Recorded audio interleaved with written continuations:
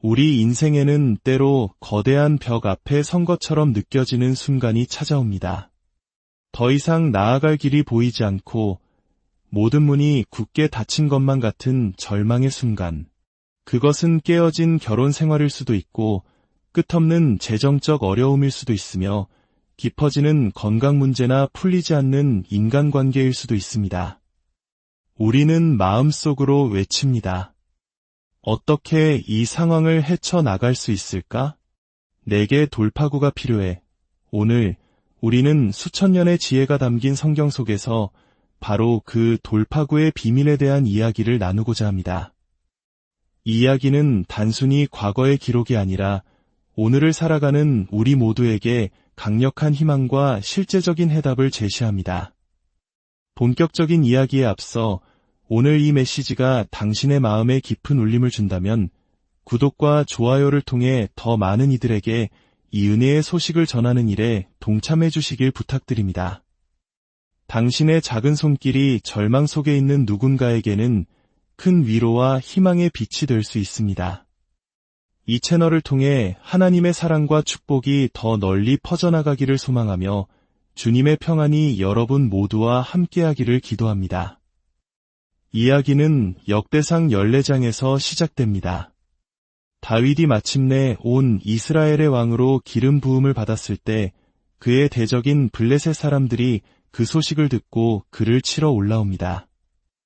이제 막 왕이 된 다윗에게 닥친 첫 번째 국가적 위기였습니다. 숙련된 전사이며 위대한 전략가였던 다윗은 무엇을 했을까요? 그는 즉시 장군들을 소집하여 전략 회의를 열었을까요? 아니면 자신의 경험과 군사적 지식을 바탕으로 즉각적인 반격 명령을 내렸을까요? 아니었습니다.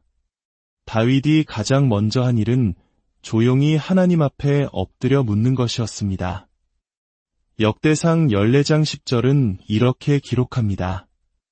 다윗이 하나님께 여쭈어 이르되 내가 블레셋 사람들을 치러 올라가리이까 주께서 그들을 내 손에 넘기시겠나이까 하니 여호와께서 그에게 이르시되 올라가라 내가 그들을 내 손에 넘겨주리라 하신지라. 이것이 바로 돌파구의 첫 번째 비밀입니다. 바로 기도하는 것입니다. 자신의 능력이나 경험을 의지하기 전에 전능하신 하나님께 먼저 길을 묻는 것. 다윗은 하나님의 허락을 받고 나아가 블레셋 군대를 크게 무찌릅니다. 그리고 그 승리의 장소를 바알 브라심이라 불렀습니다. 그 뜻은 주인께서 흩으신다는 의미로 다윗은 이렇게 고백했습니다. 하나님께서 물을 흩으심같이 내 손으로 내 대적을 흩으셨다. 그는 이 승리가 자신의 칼이나 전략이 아닌 오직 하나님으로부터 왔음을 분명히 알고 있었습니다. 하지만 이야기는 여기서 끝나지 않습니다. 블레셋 사람들이 패배를 딛고 다시 이스라엘을 침공해 옵니다. 위기가 또다시 찾아온 것입니다. 이때 다윗은 어떻게 했을까요? 지난번에 이렇게 해서 이겼으니 이번에도 똑같이 하면 되겠지라고 생각했을까요? 아니었습니다. 그는 이전의 성공 방식에 기대지 않았습니다. 그는 다시 하나님께 기도했습니다. 놀랍게도 하나님께서는 이번에는 전혀 다른 명령을 내리십니다. 그들 뒤로 돌아 뽕나무 숲을 맞은편에서 그들을 기습하되 뽕나무 꼭대기에서 걸음 걷는 소리가 들리거든 곧 나가서 싸우라. 이는 하나님이 내 앞서 나아가서 블레셋 사람들의 군대를 치심이니라. 상상해 보십시오. 이 명령을 들은 군사들의 반응을 말입니다.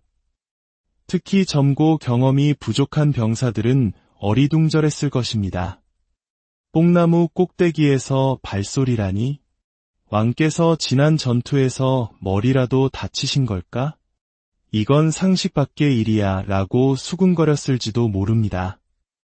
하지만 다윗과 함께 수많은 전쟁터를 누볐던 노련한 용사들은 달랐을 것입니다. 그들은 젊은 병사들의 어깨를 두드리며 이렇게 말했을 겁니다. 조용히 하게. 그냥 왕의 명령을 믿고 따르는 거야.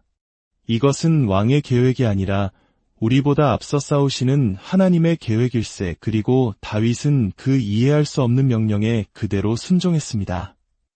이것이 바로 돌파구의 두 번째 비밀, 순종입니다. 그 결과는 어땠을까요? 성경은 다윗이 하나님의 명령대로 행하여 블레셋 사람들의 군대를 쳐서 대승을 거두었다고 기록합니다. 사랑하는 여러분, 우리 삶의 돌파구는 이 두 가지 단순한 원리, 기도와 순종에 달려 있습니다. 문제가 닥쳤을 때 내 생각과 경험을 내려놓고 먼저 하나님께 기도하는 것, 그리고 하나님께서 말씀하실 때 그것이 내 상식과 이성에 맞지 않더라도 믿음으로 순종하며 발을 내딛는 것. 이것이 바로 닫힌 문을 열고 막힌 담을 무너뜨리는 능력의 비결입니다. 하지만 어떤 이들은 이렇게 질문할지도 모릅니다. 하나님은 모든 것을 아시고 모든 것을 계획하시는 전능한 분이 아니신가? 그렇다면 우리의 기도가 과연 무슨 의미가 있으며 어떻게 상황을 바꿀 수 있단 말인가? 이것은 매우 중요한 신학적 질문이며 이 질문에 대한 오해 때문에 많은 이들이 기도의 능력을 제대로 경험하지 못합니다. 이 질문에 답하기 위해 우리는 하나님의 두 가지 중요한 성품, 바로 주권과 불변성을 올바로 이해해야 합니다. 첫째, 하나님의 주권입니다.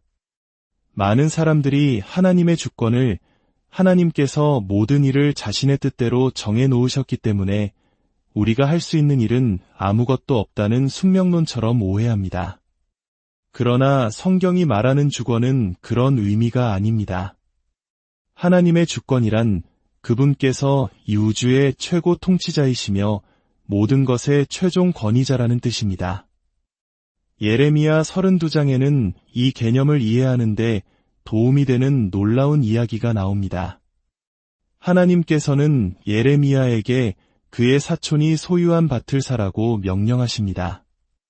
이 밭은 원래 예레미야 가문의 땅이었습니다. 당시 율법에 따르면 가문의 땅은 가장 가까운 친족이 다시 사들여 그 기업을 보존할 기업물을 권리가 있었습니다.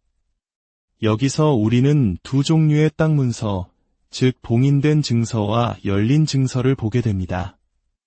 열린 증서는 현재 그 땅을 소유한 사람의 이름이 적힌 문서로 마치 우리가 가진 등기부등본과 같습니다. 하지만 그보다 더 중요한 것은 봉인된 증서였습니다. 이 증서에는 그 땅의 원래 주인이 누구인지, 즉 그 땅의 영원한 소유권이 누구에게 있는지가 기록되어 있었습니다. 이것은 놀라운 영적 비유입니다.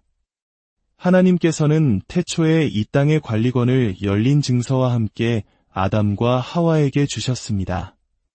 그러나 그들은 죄로 인해 그 권리를 사탄에게 넘겨주고 말았습니다. 하지만 하나님께서는 이 땅의 영원한 소유권이 담긴 봉인된 증서를 여전히 가지고 계셨습니다. 그리고 때가 이르렀을 때 하나님의 맏아들이시며 우리의 가장 가까운 친족, 즉 기업물을 자가 되시는 예수 그리스도께서 이 땅에 오셨습니다. 그분은 십자가에서 자신의 피값을 치르시고 사탄에게 빼앗겼던 이 땅의 권세, 즉 열린 증서를 되찾아 오셨습니다. 그리고 그 권세를 이제 우리, 즉 교회에게 주셨습니다. 우리가 기도해야 하는 이유가 바로 여기에 있습니다. 우리는 패배한 존재에게 비는 것이 아닙니다. 우리는 이 땅의 모든 권세를 되찾으신 만왕의 왕, 우주의 최고 통치자께 간구하는 것입니다. 그분은 우리의 기도를 들으시고 하늘의 자원을 움직여 이 땅의 상황을 바꾸실 능력이 있는 유일한 분이십니다. 그러므로 하나님의 주권은 기도를 막는 이유가 아니라 오히려 우리가 더욱 담대하게 기도해야 할 가장 강력한 근거가 됩니다. 둘째, 하나님의 불변성입니다. 어떤 이들은 하나님은 변하지 않으시는 분이니 한번 정하신 뜻을 바꾸지 않으실 것이다. 그러니 기도해도 소용없다고 생각합니다. 이것 역시 하나님의 성품에 대한 깊은 오해입니다. 하나님께서 변하지 않으신다는 말은 그분의 사랑, 자비, 공의, 거룩함과 같은 그분의 성품이 영원히 변하지 않는다는 뜻이지, 우리의 기도에 응답하여 그분의 마음이나 계획을 바꾸지 않으신다는 뜻이 결코 아닙니다. 성경은 오히려 우리의 기도를 통해 하나님께서 뜻을 돌이키신 놀라운 사건들로 가득 차 있습니다. 모세의 이야기를 보십시오. 이스라엘 백성이 금송아지를 만들어 우상 숭배에 빠졌을 때 하나님께서는 진노하시며 그들을 모두 진멸하고 모세를 통해 새로운 민족을 시작하겠다고 말씀하셨습니다. 그러나 모세가 백성을 위해 간절히 기도했을 때 출애굽기 32장 14절은 이렇게 기록합니다. 여호와께서 뜻을 돌이키사 말씀하신 화를 그 백성에게 내리지 아니하시니라. 요나의 이야기는 더욱 극적입니다. 하나님께서는 요나에게 니느웨 성에 가서 40일이 지나면 니느웨가 무너지리라는 심판의 메시지를 선포하라고 명령하셨습니다. 요나는 마지못해 그 메시지를 전했고 놀랍게도 니느웨의 왕과 모든 백성이 회개하며 하나님께 부르짖었습니다. 그러자 어떤 일이 일어났습니까?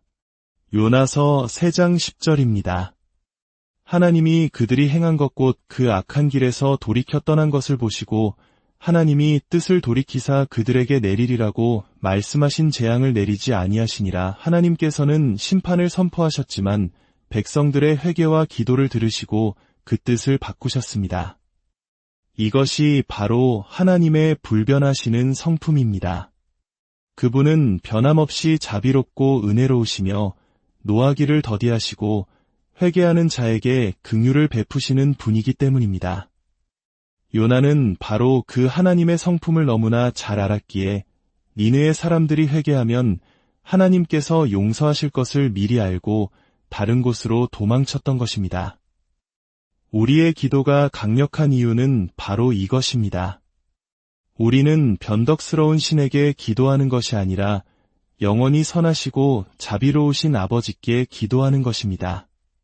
그분은 우리의 간절한 부르짖음을 들으시고 기꺼이 진노를 거두시고 긍휼을 베푸실 수 있는 분입니다. 사랑하는 여러분, 지금 당신의 삶을 가로막고 있는 가장 단단한 벽은 무엇입니까?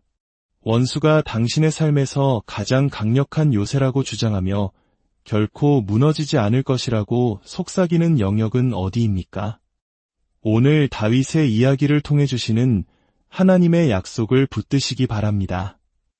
우리가 먼저 기도하고 그분의 말씀에 순종할 때 원수가 가장 강력한 진지라고 생각했던 바로 그곳에서 하나님은 올해 당신에게 가장 위대한 돌파구를 허락하실 것입니다.